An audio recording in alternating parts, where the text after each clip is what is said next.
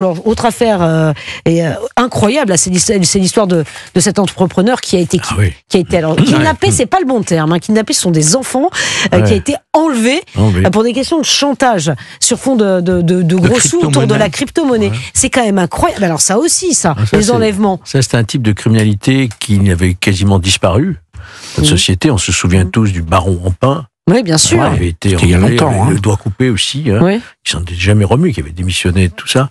Et moi, je me souviens, en tant que Lyonnais, encore un peu plus en amont, l'enlèvement du petit Mérieux, le fils du grand industriel des laboratoires Mérieux, qui avait été enlevé. Alors pourquoi ce crime, cette criminalité qui était surtout venue inspirée d'Italie, c'est là où ça se passait le plus souvent, pourquoi ça avait disparu? Parce que il y a une stratégie, une ligne de conduite qui est observée par la justice et les enquêteurs de la police judiciaire, ils s'interposent.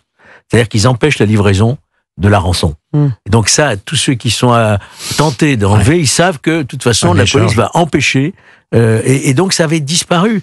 Georges, dans le domaine des crypto-monnaies, c'est un domaine qui est nouveau. Il n'y a pas de traçabilité, mais c'est pour ça que c'est... Mais ils ont bloqué quand même, ils ont bloqué.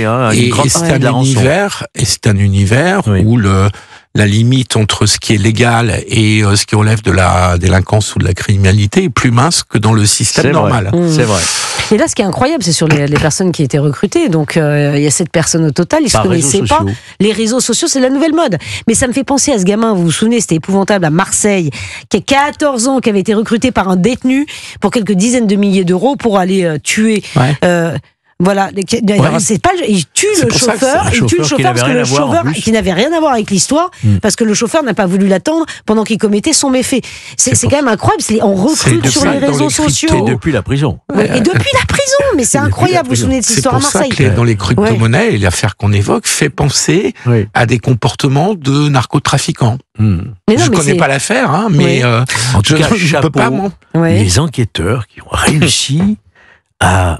En quelques 48 heures, je crois, 3 ou 4 jours au maximum, ils ont réussi à arrêter cette équipe, à sauver, parce que qu'est-ce qu'il serait advenu? Cette femme était enfermée. Exactement, il était avec sa compagne. Bien sûr. Et donc, il le doit couper et tout. Ils ont réussi. Le GIGN a fait un travail remarquable. On peut se féliciter, ce qu'a dit d'ailleurs sur l'antenne de CNews ce matin Bruno Retailleau, qui s'est félicité, il faut le dire, du travail des enquêteurs, c'est formidable. Oui, ça allait très très vite, effectivement, les enjeux sont... Et vous pensez qu'effectivement aujourd'hui, c'est-à-dire que ces phénomènes... ils peuvent revenir, à mon avis, ils peuvent revenir parce que par rapport à l'époque qu'évoquait Georges et les mesures qu'on a prises pour limiter ce qui existait dans les années 70, jusque dans les années 70, c'est ça, là, on a affaire à un nouveau domaine où il y a beaucoup d'argent, qui s'appelle les crypto-monnaies, et où on a une nouvelle criminalité et délinquance très organisée, très violente, qui s'appelle les narcotrafiquants, avec toutes les nébuleuses qui peuvent traîner autour. Bon. Donc on peut craindre que ça reparte. Que ce type d'opération criminelle recommence. Ouais, bon. 20h44 sur Europe 1, je voudrais qu'on parle dans un instant d'Emmanuel Macron. Pardon, mais d'Emmanuel Macron. Mais vous avez vu quand même cet influenceur. Non, mais c'est incroyable, cet influenceur, cet islamiste. Pardon, à qui Emmanuel Macron répond.